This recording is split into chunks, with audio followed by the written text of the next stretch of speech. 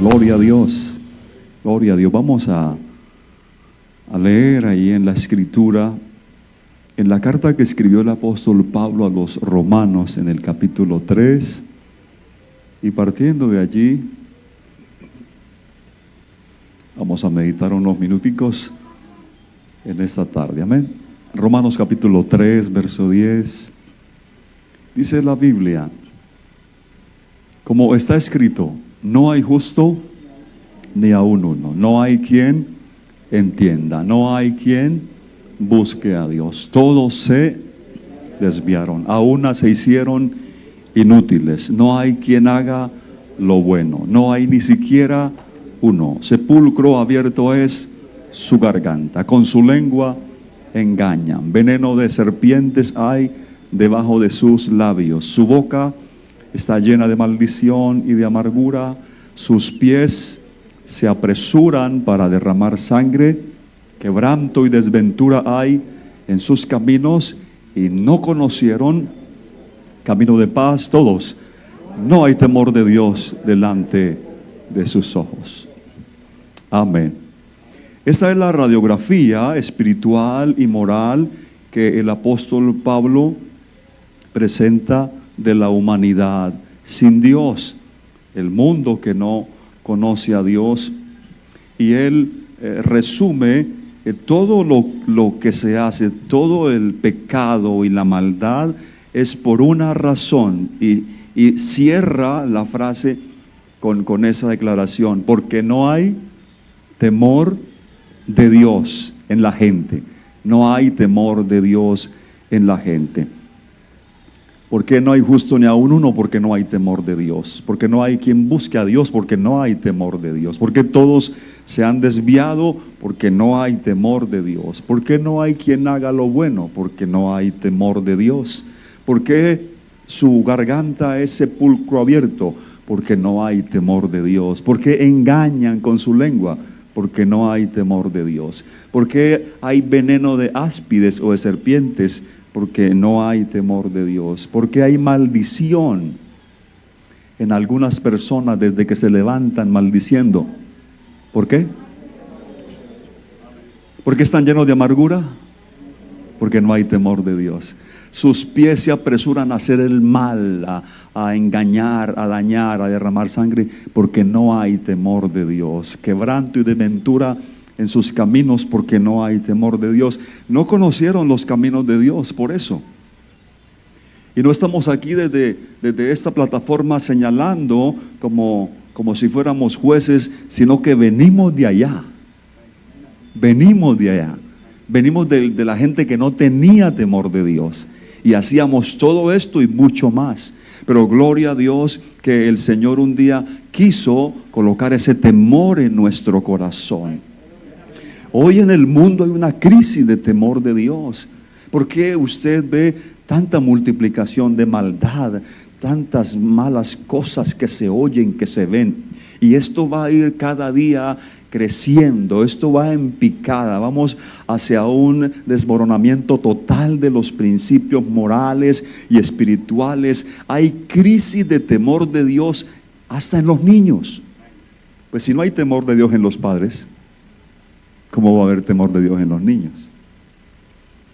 En los adolescentes, jóvenes, adultos, aún en las personas ya de mucha edad se encuentra ese poder del pecado, porque hay crisis de temor de Dios en la sociedad de hoy. Y esa crisis no puede entrar en la iglesia.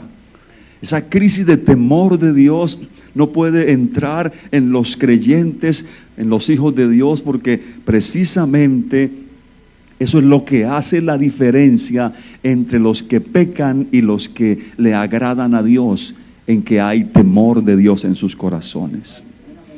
En el Salmo 103, muy conocido por todos, verso 7, dice, sus caminos, hablando de los caminos de Dios, sus caminos notificó a Moisés y a los hijos de Israel sus obras. De toda esa cantidad de gente que había allí en esa travesía del desierto, solo a un hombre Dios le comunicó, le notificó sus caminos. pero sus obras fueron contempladas por todas las personas, por la gran mayoría. Y aunque Moisés vivió en otra dispensación, bajo el antiguo pacto, sin embargo conocía los caminos de Dios. Y cuando tú conoces los caminos de Dios, eso marca la diferencia. Los caminos de Dios son conocidos por aquellos que son amigos de Dios. Dice la Biblia que hablaba Moisés con Dios y el Señor hablaba a Moisés cara a cara, como quien habla con su amigo, como quien habla con su compañero. ¿No le parece una expresión muy linda? Amén, que Dios tiene amigos en la tierra. Y como los israelitas no tenían temor de Dios, les fue negada la intimidad con Él.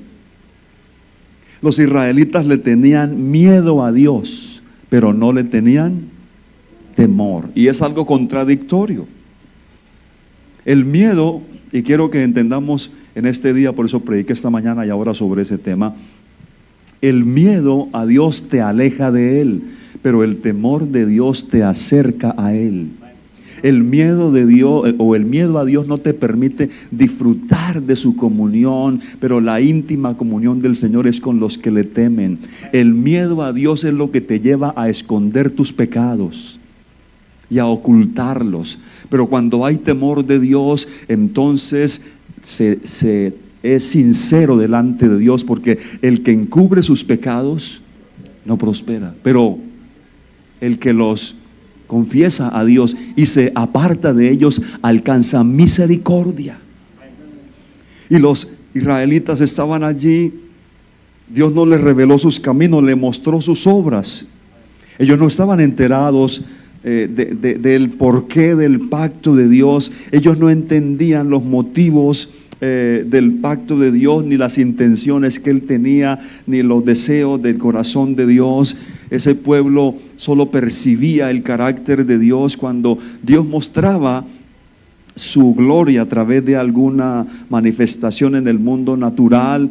Y ellos confundían frecuentemente los métodos que Dios usaba y asumían que Dios no les daba a ellos lo que ellos necesitaban cuando lo querían. Eran como niños pataletosos. ¿Qué hace un niño cuando no se le da lo que quiere cuando él quiere? Una pataleta, ¿sí? No, nuestros hijos no son así.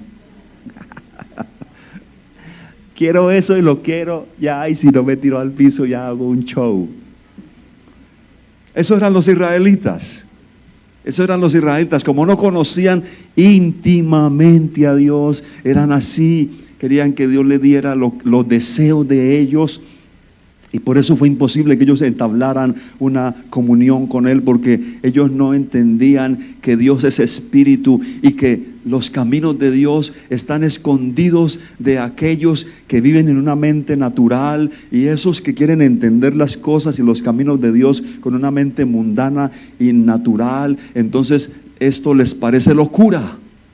Les parece locura. Que en vez de estar en esta reunión, algunos dicen, ¿por qué no están en aquella reunión? En la de la esquina. ¿Sí o no? ¿Por qué están ustedes aquí si allá hay una reunión? Porque es que aquí están los que tienen temor de Dios. Y por el temor de Dios es que estamos aquí, no por miedo a Él, sino porque reconocemos que Él es digno de todo el reconocimiento, de toda la gloria, de toda la alabanza. Amén. Gloria a Dios. Dios le concede su temor a los que han nacido de nuevo. Así de claro y sencillo. Si tú no has nacido de nuevo, no tienes temor de Dios en tu corazón. Te da miedo algunas cosas, pero no te ha sido otorgado el temor de Dios. Pero cuando uno nace de nuevo por el poder de Dios, entonces Él nos da ese regalo de su temor. Y ese temor está ahí como un tesoro. Y Dios se va a revelar solo a aquellos que le temen. Los hijos de Israel no vieron la sabiduría o el entendimiento detrás de todo lo que Dios hacía. Por lo tanto, siempre estaban quejándose, renegando, no estaban en el tiempo de Dios. Moisés con frecuencia sí entendía el por qué Dios hacía las cosas, y es interesante cuando la Biblia dice los caminos de Dios se los notificó a Moisés.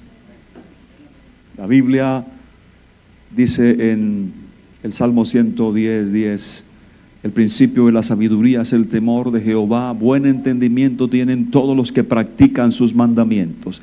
El principio de la sabiduría es el temor de Jehová, y buen entendimiento, entendimiento espiritual, inteligencia espiritual para entender los caminos de Dios. Temer a Dios es obedecerle. Amén. Aun cuando Él haga algo que parece que no es beneficioso para nosotros, cuando le tememos, entonces Él nos llama sus amigos. Y a veces en su misericordia a Él le place revelarnos el porqué o las intenciones de su corazón. Podemos llegar a conocerlo tan íntimamente, no por sus obras, sino por sus caminos. En alguna ocasión el Señor estaba reunido con sus discípulos en lo que se llama la última cena. Y escuchen lo que les dijo: vosotros sois mis amigos si hacéis lo que yo os mando. ¿Cómo es? Vosotros sois mis amigos si hacéis lo que yo os mando. Ya no os llamaré siervos, porque el siervo no sabe lo que hace su Señor, pero os he llamado amigos, porque todas las cosas que oí de mi Padre os las he dado a conocer. Y según este pasaje, la condición para gozar de amistad personal con el Señor es hacer lo que Él nos manda. En palabras del salmista, es un tipo de amistad que Dios tiene reservada solo a aquellos que le temen, para aquellos que obedecen su palabra incondicionalmente. Es que tú no haces esto porque el pastor te está mirando. Es que tú no haces aquello porque en la iglesia te critican. Es que tú no haces lo otro porque tienes un cargo en la iglesia. Es que tú no participas de lo que nosotros participamos porque entonces ya te van a descubrir. No es por eso. Es porque hay algo que la gente no entiende, que Dios colocó en nuestro corazón. Se llama temor de Dios. Gloria a Dios, porque Él ha puesto temor de Dios en nuestros corazones. Ya no los llamaré siervos. Sus discípulos habían mostrado fidelidad como siervos durante 3 años y medio más o menos caminando al lado del Señor. Habían permanecido con el Señor aun cuando otros los abandonaron. Hubo un tiempo en el que el Señor Jesús los había tratado como siervos, como sirvientes, pero ahora llegaba el momento de la prueba, de la misma que Abraham esta mañana, y que Moisés había comenzado un nuevo examen para ellos, y entonces Él se va allí a un lugar y tienen esta reunión tan cercana. Desde San Juan 14 usted lo encuentra hasta casi San Juan 17, esa reunión de ellos de la última cena, y ahora el corazón de cada uno de ellos va a ser descubierto, y Jesús teniéndolos a ellos ahí cerca dice: el siervo no sabe lo que hace su Señor, pero ustedes son mis amigos. Gloria a Dios. Oiga, ¿cómo es que dice el himno Zacarías? De ser amigo de Dios. Sí, qué cosa tan maravillosa ser amigo de Dios, ¿no? Ser amigo de Dios, ser hijo de Dios. ¿Cuántos son amigos de Dios? ¿Haces lo que Él te manda? No hagas preguntas, pastor, así en público. Gloria a Dios. Vosotros sois mis amigos si hacéis lo que yo os mando. El ser testigo de las obras de Dios no te garantiza que tengas comunión con Él o que seas su amigo. Los israelitas, dice Hebreos 3:7, Por lo cual, como dice el Espíritu Santo, escuchen lo que dice el Espíritu Santo: si oyeres hoy domingo, si oyeres hoy su voz, no endurezcas tu corazón. Porque hoy el Espíritu Santo está hablando. No es el predicador, es el Espíritu de Dios a través de su palabra. Hoy, no endurezcas tu corazón. Ya Dios te ha hablado muchas veces. Dios te ha dicho lo que tienes que hacer. Ya lo sabes. Ahí estoy esperando una señal. Es que estoy esperando que Dios me hable en un sueño. Mi amor, te estoy diciendo lo que Dios te quiere decir. Estoy esperando que me aparezca un ángel a medianoche. Sigue esperando que te aparezca un ángel. Yo te voy a decir cuál ángel se te va a aparecer. La palabra ya está escrita. Y Dios sigue hablando hoy. Y tú sabes lo que Dios te ha dicho que hagas. Hazlo. Hazlo. Ay, es que no siento. No importa. Hazlo. Pero es que no veo. Hazlo por la fe. Pero es que estoy solo. Hazlo. Dios está contigo. Pero es que no sé cómo, no importa, Dios sí sabe. Haz lo que tienes que hacer. Si quieres ser amigo de Dios, haz lo que Él te manda. Amén. Gloria a Dios. Y Dios dice, desde anoche vengo con esto, ¿no? Y anoche casi me da la depre pastoral porque había como la tercera parte de las sillas llenas. Y dice el escritor, verso 9, donde me tentaron vuestros padres, está hablando los israelitas, me probaron y vieron mis obras, 40 años. Oiga, ¿cuánto tiempo vieron las obras? 40 años vieron las obras de Dios, las obras, pero no conocieron sus caminos. Porque conocer las obras de Dios no te garantiza que conozcas sus caminos. Cualquiera puede ver las obras de Dios. Esta gente lo vio. ¿Y qué obras? ¡Qué maravillas! Y no un día, ni 2, ni 3 años, sino 40 años. Y Dios dice, me disgusté con esa gente, con esa generación, porque siempre andan vagando en su corazón y no han conocido mis caminos.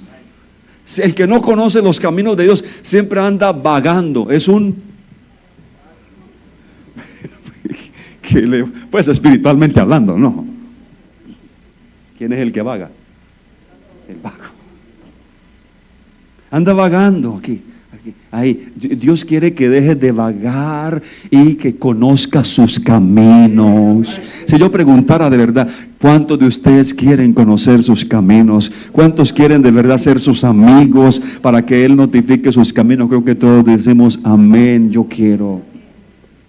Ese pueblo de Israel vio las obras de Dios 40 años, obras portentosas, maravillosas, pero aún así Dios estuvo disgustado con ellos. Ay, no, es que yo veo la gloria de Dios y yo veo que Dios me responde y yo veo que Dios me da. Y sí, y Dios es bueno.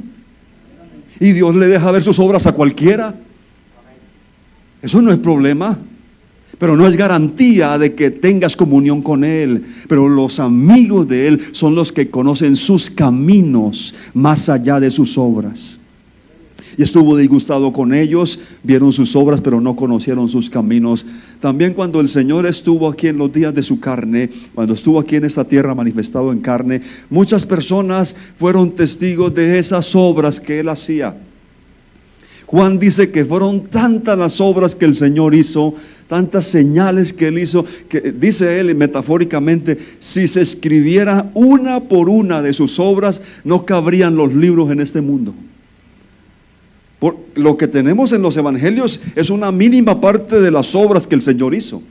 Pero a toda hora Él estaba haciendo milagros, sanando, levantando muertos, multiplicando los alimentos, algo extraordinario, muchísimos milagros, y muchas personas recibieron diferentes milagros, fueron objeto de sus beneficios, pero muchos de los que recibieron sus milagros y sus favores y sus beneficios, las obras del Señor, esos también, cuando Jesús estaba ante Pilato, muchos de los que fueron recibidos receptores de los milagros gritaron ante Pilato cuando Pilato preguntó: ¿qué haré con Jesús de Nazaret? Esos gritaron: crucifícalo, crucifícalo. Y cuando el Señor estuvo en la cruz, escasamente un discípulo estuvo allí con Él. Toda esa muchedumbre de gente que decían seguir al Señor y iban detrás de Él: Señor, Señor, Señor, Señor y Señor. Y el Señor que lo voltea: dejen de decirme Señor. ¿Me llamáis Señor, Señor, y no hacéis lo que yo os mando? Señor, Señor, Señor, papito Dios, y no hacéis lo que yo os mando. Está dura la comida, hermano. Está fuerte la comida hoy.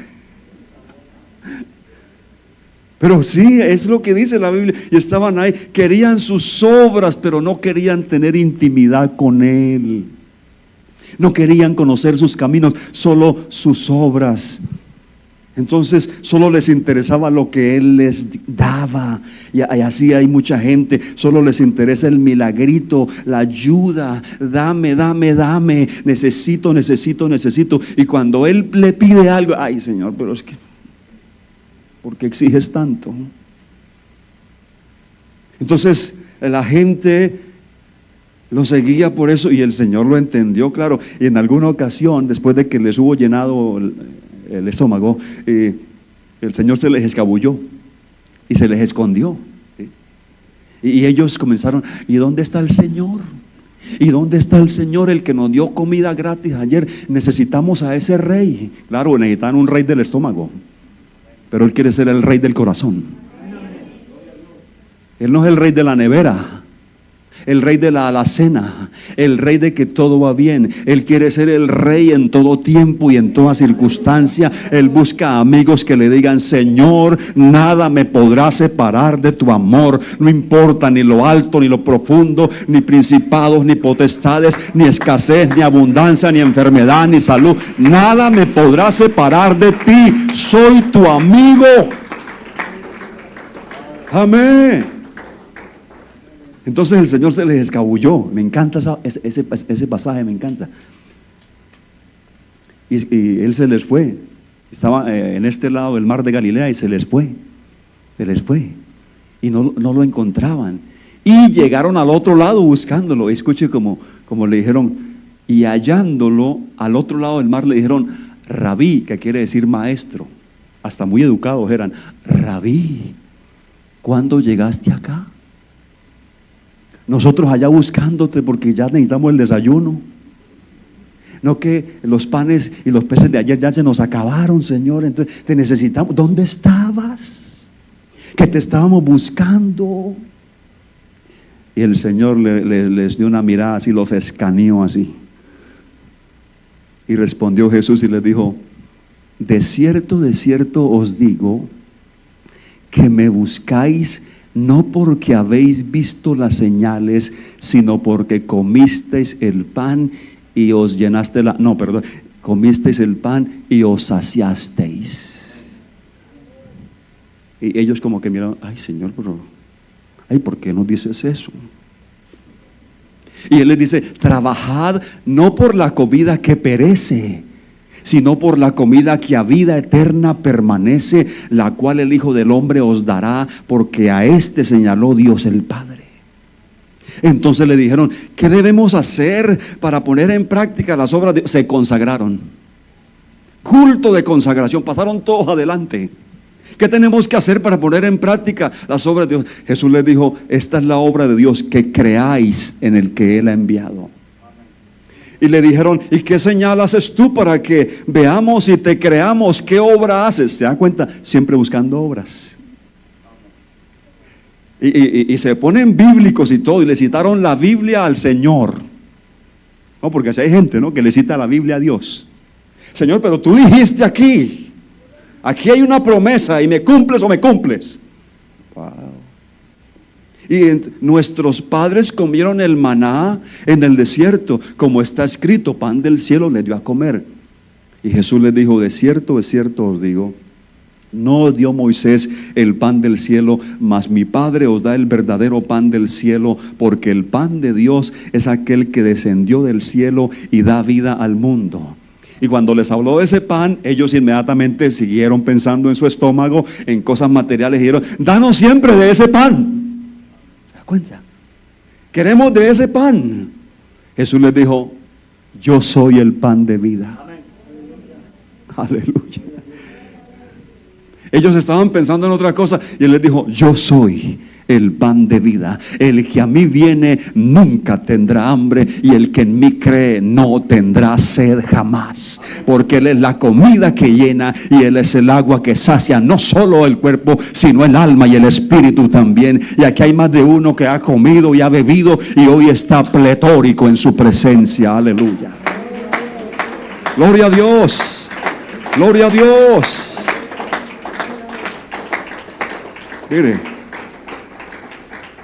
y le sigo diciendo, dice: mas os he dicho, le dijo el Señor, que aunque me habéis visto, no creéis. El que come mi carne y bebe mi sangre, ahí se puso el mensaje fuerte. Jesús dijo, se puso fuerte el mensaje: el que come mi carne y bebe mi sangre tiene vida eterna, y yo le resucitaré en el día postrero, porque mi carne es verdadera comida y mi sangre es verdadera bebida. El que come mi carne y bebe mi sangre en mí permanece y yo en él. Más adelante dice: al oírlas estas palabras, muchos de sus discípulos dijeron: esto se puso duro aquí. Dura es esta palabra. Nosotros veníamos por más pan y por más peces solamente queríamos que Él nos siguiera dando lo que nos dio ayer, pero ahora nos sale que comer su carne y beber su sangre. ¿Qué lenguaje es ese? Ellos se están llevando todo al plano material. Jesús les está hablando de algo espiritual, y al oír esto dice: dura es esta palabra, ¿quién la puede oír? Sabiendo Jesús en sí mismo que sus discípulos murmuraban de esto, le dijo: ¿esto os ofende? ¿Esto les ofende? Pues qué, si vieres al Hijo del Hombre subir a donde estaba primero. El Espíritu es el que da vida, la carne para nada aprovecha. Las palabras que yo os he hablado son espíritu y son vida. Y les sigue diciendo: pero hay algunos de vosotros que no creen, porque Jesús sabía desde el principio quiénes eran los que creían y quién le había de entregar. Ahí estaba Judas en el grupo, ahí estaba diciendo amén y todo. Y dijo: y por eso os he dicho que ninguno puede venir a mí si no le fuere dado el Padre. Desde entonces muchos de sus discípulos se fueron, volvieron atrás y ya no andaban con Él. Cuando Él les habló las cosas como eran, entonces ahí estaban los 12. Siempre les cito este pasaje, me encanta. Estaban los 12 ahí. Se fueron muchas personas, eran miles. Y cuando el Señor les dijo esto, se fueron. No, nos ofendió. Nos ofendió con esa palabra. No voy para otra congregación. No, me ofendieron. ¿Cómo así? Vámonos. Y se fueron miles. Y quedaban 12, los 12. Y estaban todos ahí arrinconados. Me imagino que el que más se escondía era Judas. Tápame aquí, Pedro, tápame aquí. Y Jesús se quedó mirándole. ¿Ustedes qué? No le dijo así. Le dijo: ¿queréis acaso iros vosotros también? ¿Ustedes también se quieren ir? Y el que casi siempre hablaba por sí mismo y decía lo que no debía, esta es una de las pocas veces que habló por el Espíritu.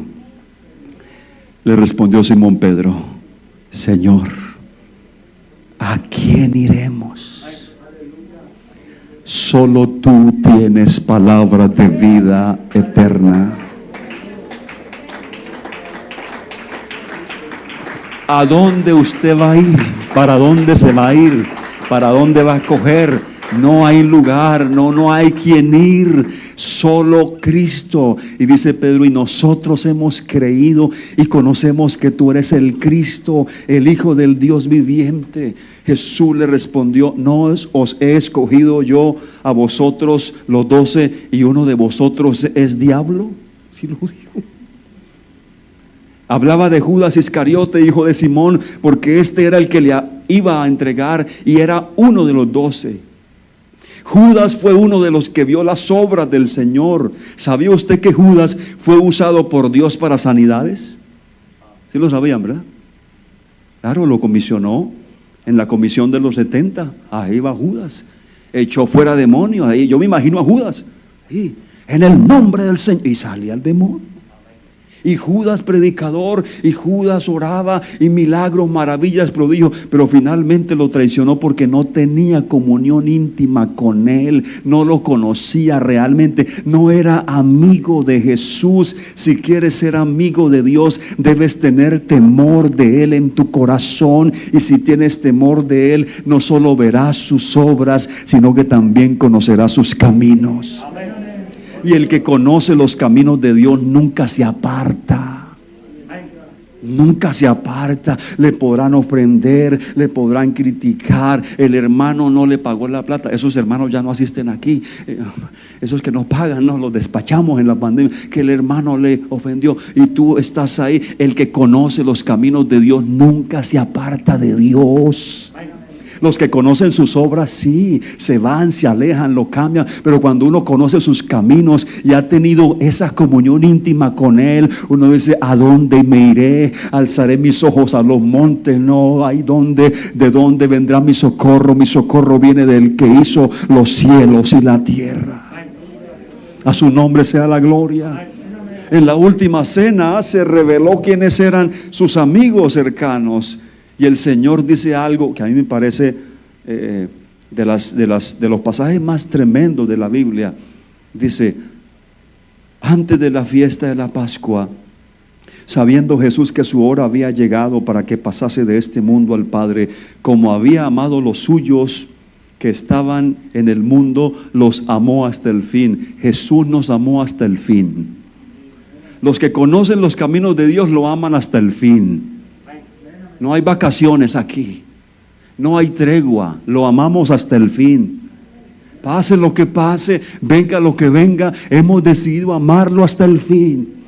El que persevere hasta el fin, sé fiel hasta, y yo te daré la corona. Y cuando estaban cenando, como el diablo ya había puesto en el corazón de Judas Iscariote, hijo de Simón, que le entregase, y mojando el pan lo dio a Judas Iscariote, hijo de Simón, y después del bocado Satanás entró en él. Oiga, yo encontré aquí que Satanás pone cosas en la persona, y si la persona se descuida y no tiene temor de Dios y no entra en comunión con Él, entonces después Satanás llena a esa persona. Aquí dice, primero había puesto cosas en Judas y luego dice que Satanás entró.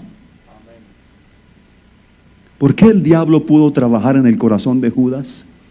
Primero colocándole pensamientos y cosas contrarias al Señor y luego entrando en él. La respuesta es porque en el corazón de Judas no había temor de Dios. Escucha atentamente, por favor. Una vida donde no hay temor de Dios es terreno perfecto para que Satanás siembre semilla de pecado y de maldad. Y esas semillas van a producir una cosecha de destrucción y muerte. El corazón de Judas estaba desprovisto de temor de Dios. Cualquiera que veía a Judas predicando y echando fuera demonios decía: wow, Judas el evangelista, Judas el predicador. Hay un enfermo, ¿a quien llamamos? Al hermano Judas Iscariote. Y ahí está Judas. Pero en su corazón no conocía a Dios, estaba su corazón desprovisto, era un terreno propicio para que Satanás sembrara esas cosas. Y le llegó un pensamiento y Judas lo acarició y fantaseó con ese pensamiento. Y cuando llegó el momento, Satanás dijo: no, pues ya todo está hecho, voy a entrar en él. Y entró en él. Y como resultado de no tener temor de Dios en su corazón, Judas terminó siendo cautivo del remordimiento. Y finalmente pudo más eso que lo que Dios le había mostrado, y fue y se quitó la vida él mismo. Miren, mis amados, a dónde lleva la falta de temor de Dios en una persona. Proverbios 16:6 dice: con misericordia y verdad se corrige el pecado, y con el temor de Jehová los hombres se apartan del mal. Con el temor de Jehová, los hombres y también las mujeres se apartan del mal. ¿Qué es lo que te va a apartar del mal? ¿Qué es lo que te va a apartar del maligno cuando él venga con sus tretas, con sus trampas? Cuando él venga como una serpiente seductora, serpenteándose con sus colores a quererte engañar. Pero tú en esta noche vas a recibir una buena porción de temor de Dios y lo vas a descubrir y vas a decir: no, Señor, aquí no hay espacio para ti. Mi corazón ya está lleno del temor de Dios y ahora tengo comunión íntima con el Señor, y Él me va a guardar de toda obra mala y me preservará para su reino celestial. El temor de Jehová te aparta del mal. Otra versión dice: con amor y verdad se perdona el pecado, honrando al Señor uno se aleja del mal. Eso fue lo que le sucedió, porque no había en su corazón temor y no se apartó del mal. Judas podía haberse apartado. Yo siempre me he preguntado si después de haber traicionado al Señor, si después de haberlo vendido, Judas se hubiese arrepentido de corazón y hubiera ido ante el Señor Jesús pidiéndole perdón. ¿Ustedes qué piensan? ¿Sería que el Señor lo hubiera perdonado? No, de verdad. ¿No dice un salmo que los sacrificios de Dios son el corazón contrito y humillado, el espíritu quebrantado no desprecia? Pero no, como no había temor de Dios en él, entonces fue remordimiento, y el remordimiento desencadena en su propia destrucción, y fue y se quitó la vida. No lo llevó al arrepentimiento sincero, pero vemos que otro hombre llamado Pedro también falló. Negó al Señor. Él también había visto las obras del Señor, pero a diferencia de Judas, Pedro sí tenía temor de Dios en el corazón. Y cuando ya todo se hubo cumplido, que negó al Señor, dice la Biblia que él lloró amargamente.